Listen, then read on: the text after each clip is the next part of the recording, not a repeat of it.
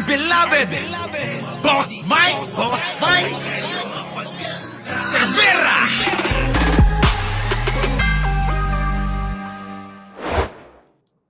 Magandang gabi po, Luzon, Visayas at Mindanao. Tinanggal sa National Security Council ang Vice-Presidente alinsunod sa bagong executive order ni Pangulong Bongbong Marcos. Ayon sa Malacanang, hindi akma sa ngayon ng bise sa mga responsibilidad ng konseho. Inalis rin sa NSC ang mga dating Pangulo ng Pilipinas. Nangyari yan matapos ang mga banta ni Vice President Sara Duterte sa buhay ng Pangulo at matapos questionin ng bise ang pagturing sa kanya ng konseho bilang security threat. Nakatutok si Ivan Mayrina. Mahalaga ang hindi akma sa ngayon ng bise. Pangunahing tagapayo ng Pangulo. Si Ivan Mayrina. Makinig mga kababayan ha. O, ito na. O, pasok. Mahalaga ang papel ng National Security Council bilang pangunahing tagapayo ng Pangulo sa mga bagay na may kinalaman sa pambansang seguridad. Kabilang sa konseho mga miyembro ng gabinete, mga kinatawan ng Kongreso at iba pang matataas na opisyal na bansa. Pero inilabas ngayong araw na Malacanang Executive Order 81 kung saan binagong bumubuo ng NSC at inalis ang Vice President bilang miyembro nito. Sa isang pahayag, sinabi ni Executive Secretary Lucas Bersamin na layo ng EO na i-reorganize at gawing mas epektibong NSC. At sa ngayong panahon daw, hindi tinuturing ang Vice President bilang akma sa mga responsibilidad ng konseho. Yan mga kababayan. Ha? Ano masasabi nyo dyan mga kababayan? Aba, bakit nyo kini-question ng Pangulo? Tama lang naman tanggalin sino? Yung mga tinanggal dyan mga kababayan eh. Ha? Bakit? Prerogative ng Pangulo yan. Kung anong gusto niyang gawin, siya yung may karapatan dahil siya presidente ngayon eh. Bakit nyo kini-question? Di po ba mga kababayan? Bakit kayo nag-iiyakan? Nag-iiyakan yung mga DDS eh. Yun yung nakikita ng Pangulong tama. Bakit hindi natin suportahan? Bakit tama? Ako naniniwala akong tama yung ginawa niya. Bakit? Ano ginagawa ni Dugong? Di ba? Ano ginagawa ni Sara? Ano ginagawa ni Gloria? Si FBR mahina na rin naman, hindi na rin nakakadalo. Si Pangulo, nandiyan si Teresita Tan. Si Pangulong Erap, mahina rin naman na. Hindi na rin nakakadalo. Ano pang nyo? Pinagngangal-ngal ninyo. Ha? Hanggang dyan na lang, ngal-ngal kayo, mag-iiyakan kayo. Di ba? Wala, karapatan ni Pangulo, prerogative niya yun. Nasa kanya yun. Kapilian niya yun. Kung anong gusto niya na gawin. Diyan sa NSC, wala kayong magagawa kundi mag-iyak lang kayo ng mag-iyak. Nakita niyo na hindi makakapag-perform sino? Si Sara. Si Digong. Una si Digong, hindi na nga niya hindi niya na mahila yung paa niya. Hindi niya na maiangat yung isang mata niya. Ano pa nga pinagngangal-ngal ninyo? Si Sara naman abay, paano pa makikapag-perform yun? Siya mismo yung unang-una na mga kababayan. Nagbanta sa buhay mismo ng Pangulo. Magiging epektibo pa ba si Sara nun? Si Digong magiging epektibo ba? Di ba't mga panggulo nga, mga kababayan? Kaya ako, mga kababayan, naniniwala ako na tama ang desisyon ni Pangulong Bongbong Marcos na pagtatanggalin niya mga yan. Di po ba? Kung kala mo naman si Sara may magagawa, wala kang nga nagawa sa mga tungkulin mo sa opisina mo sa OBP, sa opisina mo sa Department of Education nung nandiyan ka't nanunungkulan kamakailan. Epektibo pa ba? Hindi. Walang ka-epekto itong si Sara Duterte, si Digong at iba pa dahil nga mga kababayan, sila nga yung nauuna na nagbibigay ng banta para sa seguridad ng ating bansa, mga kababayan. So anong dapat ninyong gawin? Tuloy-tuloy nyo lang yung pag-iiyak ninyo. Yung mga DDS, bakit tinanggal ninyo? Ganyan. mga tuwan-tuwa ako mga kababayan. Pagka nababakante ako sa sasakyan, pagka kami gumagala, nag-i-scroll ako, napapanood ko mga kababayan yung mga DDS. Oo. Aba, akala mo talaga mas magaling pa sila sa Pangulo. Hindi nila naisip mga kababayan na yun ay pribileyo ng Pangulo. Kung sino yung gusto niyang tanggalin diyan at kung sino yung gusto niyang ilagay para maging epektibo. Di po ba, mga kababayan? Nagiging epektibo pa ba mga Duterte ngayon? Sige nga. Ha? Sila yung naging problema ng bansang ito. Ulitin ko, mga kababayan. Ang naging problema ng bansang ito ay walang iba kundi ang mga Duterte. Duterte. Sila ang nanggugulo sa bansang ito. Walang kaguluhan kung hindi itong mga Duterte ay mga hinampil, gustong mang-agaw ng kapangyarihan agad-agad.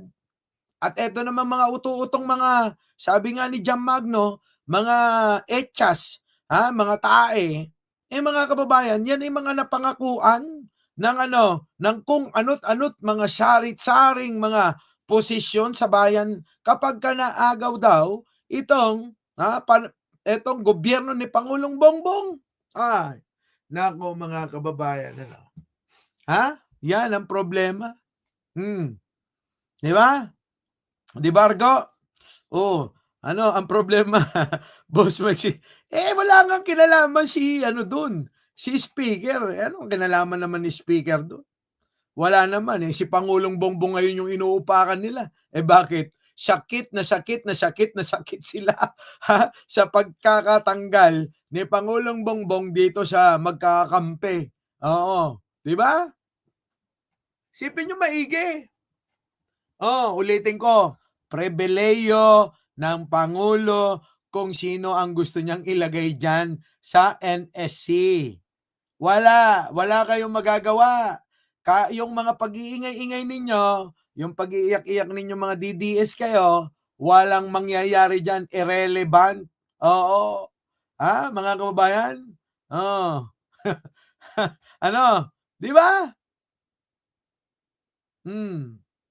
Yun, mga kababayan. Sige, tuloy natin tong balita. Pasok. Pero kung kakailanganin daw, may kapangyarihan ng Pangulo na magdagdag ng mga miyembro at tagapayo.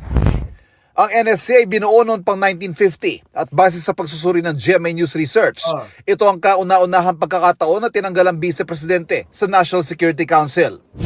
Ang mga pananalita ni Vice President Sara Duterte kamakailan, itinuring ng pamahalaan bilang isang national security issue. At kita nyo, national security issue yan di ba?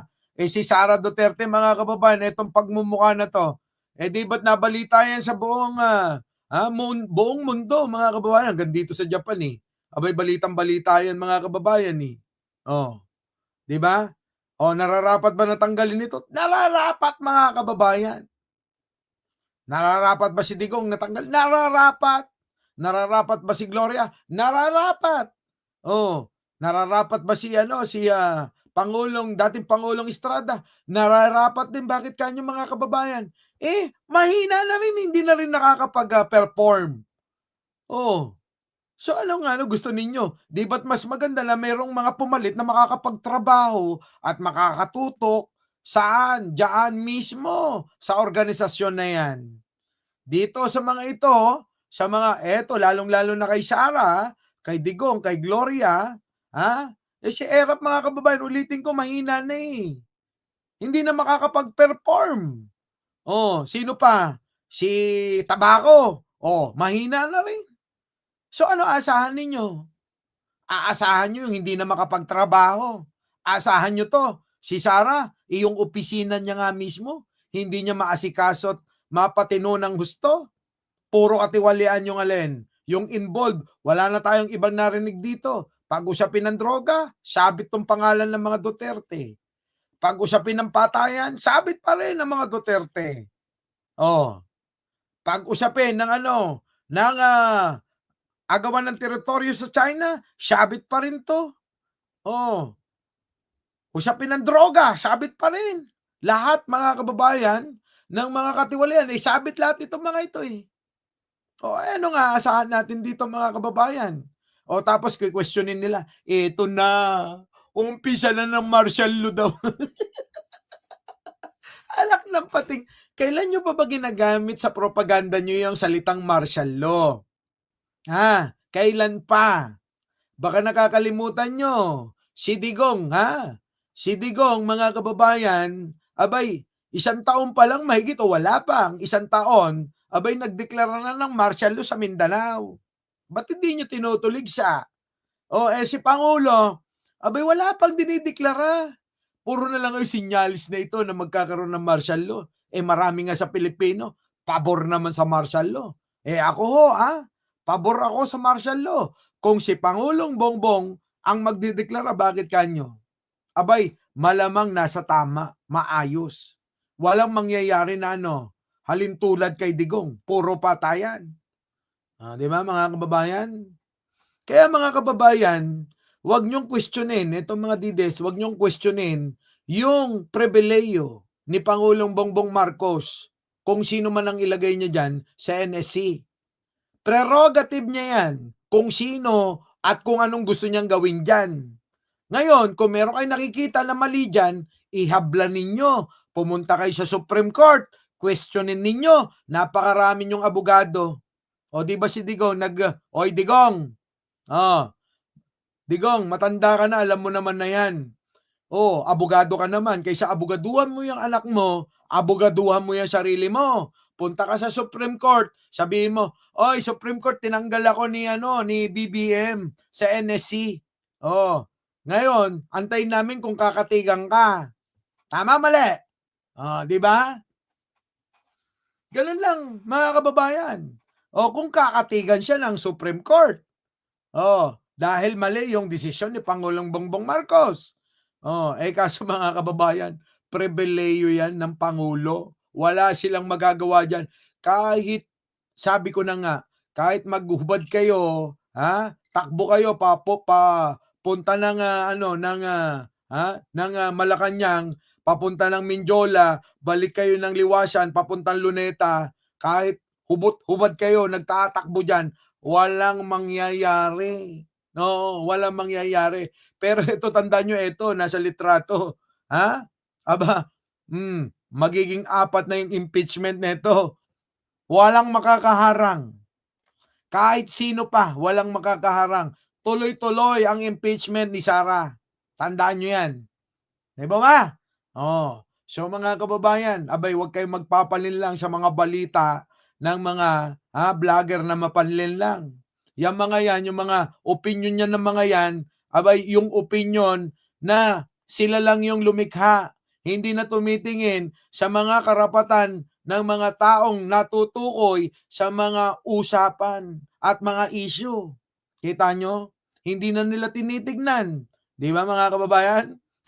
Haharangin daw ni Argo.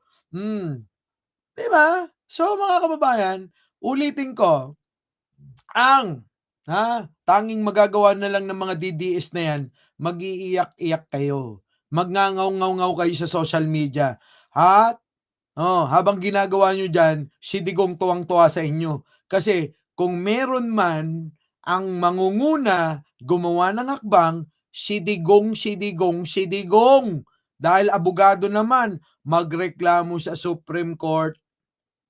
Tama, mali? So, yon mga kababayan. Maraming salamat sa pagsama sa pagsama ninyo ngayong umaga. Mula dito sa Tokyo, Japan. Opo. Bumabati po sa inyo ng magandang umaga at magandang hapon at magandang gabi. Sa mang dako ng mundo naroon po kayo. At syempre, bago tayo maghiwa-hiwalay mga kababayan, huwag niyong kakalimutan ang mag-like, mag-share, at syempre, ang mag-subscribe. Opo. Our beloved Boss Mike Cervera.